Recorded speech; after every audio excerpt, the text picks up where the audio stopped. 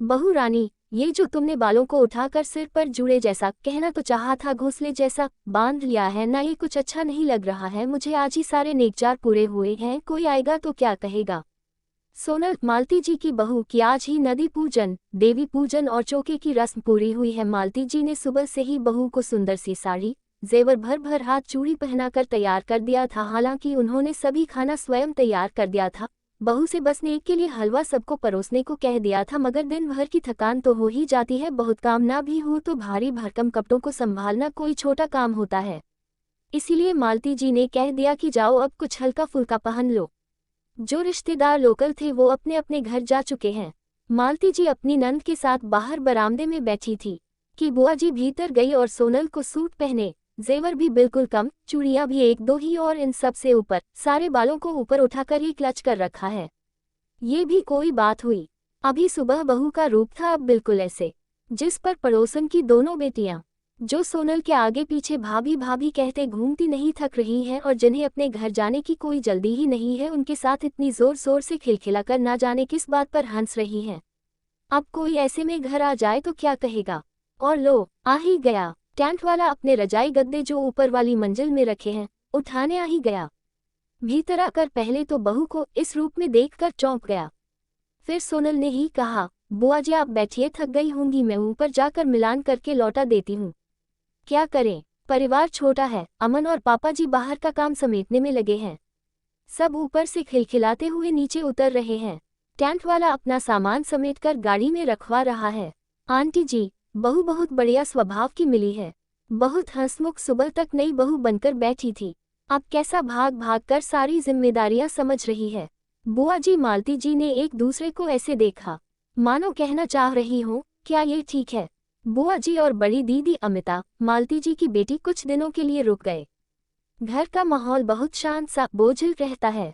बुआ जी बोलती ज्यादा हैं और अमिता दीदी बिल्कुल कम, ये तो सोनल की समझ में आ रहा था। बुआ जी बहुत बार कड़क तरीके से सोनल को समझा भी चुकी। घर की बहू हो, कम बोलो, सबसे इतनी जल्दी मिलो नहीं। नई बहू पर गंभीरता शाभा देती है, मगर सोनल क्या करे, घुलो मिलो नहीं। नई बहू पर गंभीरता शोभा देती है, मगर सोनल क्या करे, वो तो हमेशा से ही ऐसी है। खुशमिजाज, जिंदा दिल, खुलकर हंसना, अब नई बहू की तरह धीरे से मुस्कुराना, वो भी इंची टेप से नाप कर। हल्के हल्के हंसना, हो सके तो मुंह पर हाथ रखकर, खुलकर खीखी करके नहीं, पूरी बत्तीसी दिखाकर तो बिल्कुल भी नहीं। कोई हंसी की बात पर भी गंभीरता का मुखौटा ओढ़े रखना। हौले हौले चलकर कमरे में जाना, ऊपर की मंजिल पर जहां उसका कमरा है भागते हुए चढ़ जाना, और किसी के आवाज देने पर दनदनाते हुए नीचे उतर आना। बताओ भला, ये सब नई बहू के लक्षण हैं क्या।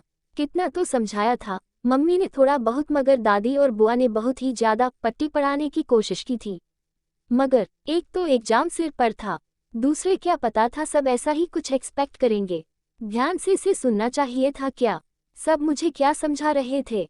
अपरिचित माहौल में कैसे रहना होगा। अमिता दीदी को ही लो, वो तो कितना चुपचाप रहती हैं, जल्दी किसी बात पर रिएक्शन ही नहीं देती। किसी हंसी वाली बात पर वही गंभीरता चेहरे पर पसरी रहती है। धीरे धीरे बात करती हैं, वो भी नहीं के बराबर, जबकि अपने मायके में हैं तब बताओ ससुराल में क्या करती होंगी। उनके बेटे को मम्मी जी ही नहलाकर तैयार कर देती हैं, अपने साथ सुला देती हैं। कहती है दीदी को कम डिस्टर्ब करो। कोई बात है क्या, कोई मुझे बताता क्यों नहीं। एक दिन तो हद हो गई अमिता दीदी के, एक दिन तो हद हो गई। अमिता दीदी के बेटे को चॉकलेट खानी थी। सोनल बगल वाली दुकान से चॉकलेट खरीदकर उसके साथ खुद भी खाते हुए घर में घुसी तो मम्मी जी एकदम चिल्ला उठी, क्या बचपना है, वो तो बच्चा है, तुम भी चॉकलेट टॉफी खाओगी बच्चों की तरह। अपने रंग ढंग बदलो बहू, बहुत हो गया बचपना, बहुत दिनों से देख रही हूँ। कुछ कहती नहीं हूँ तो और भी बहुत कुछ बोली मम्मी जी, शायद आज फट पड़ी थी। और बुआ जी भी जाते जाते कह गईं, बहू शांति से घर का काम करना सीखो। मतलब मैं घर में बहुत अशांति फैलाती हूँ क्या। अमिता दीदी को लेने जीजा जी आए हैं। दीदी चली गई, ना मुझसे ज्यादा बातें की ना घुली मिली, एक अनकही दूरी सी बनी रही। अब सोनल ने भी चुप्पी साध ली है। अमित, पापा जी, मम्मी जी सब चुपचाप रहते हैं। जब इस घर का माहौल ही ऐसा है तो क्या किया जा सकता है। फटाफट गाड़ी में सामान रखो, जल्दी अमिता दीदी को अटैक पड़ा है। करो, अमिता दीदी को अटैक पड़ा है। कोई पूछने पर कुछ बता नहीं रहा है। बस सोनल भी साथ में जा रही है सबके साथ। पीछे वाली सीट पर मम्मी जी और सोनल बैठे हैं। सोनल ने मम्मी जी का हाथ अपने हाथ में लेकर कर कहा, घबराए मत मम्मी जी, सब ठीक हो जाएगा। मम्मी जी, सोनल के कंधे पर सिर रखकर बिलख उठी। कितना सह रही थी मेरी बच्ची, इतना कड़क माहौल की कुछ कहने को तरस गई। खुलकर जीना हंसना किसे कहती है कभी जान ही नहीं पाए। किसी से जल्दी कहती नहीं थी कि क्योंकि हम लोग दामाद जी से सवाल पूछते थे तो वो और ताने देते थे कि मेरी हर जगह शिकायत करती फिरती हो। इसका नतीजा ऐसे आएगा, सोचा नहीं था। अमिता दीदी के घर पहुंचकर हॉस्पिटल जाने पर डॉक्टर ने भी कहा, बहुत गंभीर नर्वस ब्रेकडाउन था। दिमाग में बातें नहीं रखनी चाहिए, सबसे कहना चाहिए। अब उसका ख्याल रखिए, किसी किस्म का तनाव ना पालें। हंसे बोले, वरना उदासी भी बहुत बड़ा रोग बन जाता है।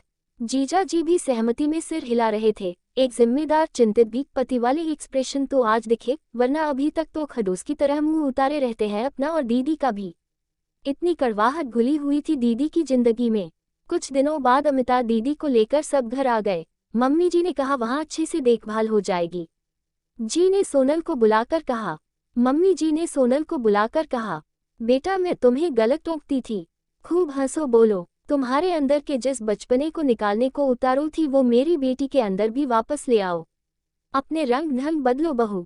बहुत दिनों से देख रही हूँ, कुछ कहती नहीं हूँ तो क्या ऐसे रहोगी? उदासी गंभीरता अच्छी नहीं लगती। घर में खुशियाँ लौटा दो। मम्मी जी की आंखों से आंसू छलक आए। डिप्रेशन का भयावह रूप वो देख रही थी। सोनल ने मम्मी जी का हाथ पकड़ा। दीदी का हाल देखकर उसकी आंखों में भी आंसू थे, मगर मम्मी जी ने बोला है अब रोना मना है। अमिता भरसक दीदी को खुश रखने की कोशिश कर रही है। जो गलत लगता है उसे सहने के बजाय कहने से मन हल्का हो जाता है, सहने से गांठ पड़ जाती है मन और दिमाग दोनों में। ये दीदी से भी बोला और जीजा जी से भी। बातों की कड़वाहट मन में बसाए रखने से अच्छा है उसे कह सुनकर, हंस कर दिमाग से निकाल दिया जाए, बोलकर दिमाग से निकाल दिया जाए। किसी से बातें करने से ही बहुत सी बातों समस्याओं का हल भी निकलता है। और क्या, आंगन में पानी भर गया है। बहुत देर से बारिश हो रही है। दोपहर में जरा नींद क्या लग गई। सारे कपड़े भीग रहे हैं। मम्मी, सोनल भागकर बाहर आए। धीरे अमिता दीदी भी बाहर आई। धीरे अमिता दीदी भी बाहर आई। वाओ, सोनल खुशी से बोली और अमिता दीदी का हाथ पकड़कर जोर से पानी में कूदी। छपाक, मम्मी जी कहने वाली थी, जल्दी कपड़े समेटो पहले, मगर सोनल के साथ बच्चों की तरह खिलखिलाती अमिता की आवाज सुनकर वहीं रुक गई। कपड़े भीगे तो भीग जाने दो, जो खुशियों की तरंग उठ रही है उसे रोकना नहीं है। सच कब से गुमसुम थी, आज बेलौस हंस रही हैं। मम्मी जी बाहर आई तो अब तीनों हाथ पकड़कर पानी में भीग रहे थे। आंगन में खिलखिलाहट बारिश की तेज आवाज को भी मात कर रही थी। इन छोटे छोटे पलों को जीना ही जिंदगी है। खुशियां किन्हीं बड़े पैकेज में इंपोर्ट नहीं की जाती। अपनी बात कहो, वो छोटी हो या बड़ी, उन पर बात करो। चाहे तो बहस करो, मगर हल निकालने की कोशिश करो। मन में रखकर भारी बोझ मत बनाओ। बेटी हो, बहू, माँ हो या सासू माँ, सबके साथ मिलकर हंसते हुए जीवन जियो। हमेशा गंभीरता नहीं, बल्कि थोड़े से बचपन को अपने अंदर छुपकर कहीं जिंदा रखो। क्या कहते हैं मित्रों? अपने विचारों से भी अपने लाइक कमेंट के माध्यम से बताएं। कड़वाहट कहानी प्रतियोगिता शीर्षक थोड़ा सा बचाकर रखा है, ये जो बचपन। अगर आपको हमारी यह कहानी अच्छी लगे तो आप हमारी वीडियो को लाइक करें, हमारे चैनल को सब्सक्राइब करें और हो सके तो ज़्यादा से ज़्यादा शेयर करें। मिलते हैं आपसे अगले वीडियो में। धन्यवाद।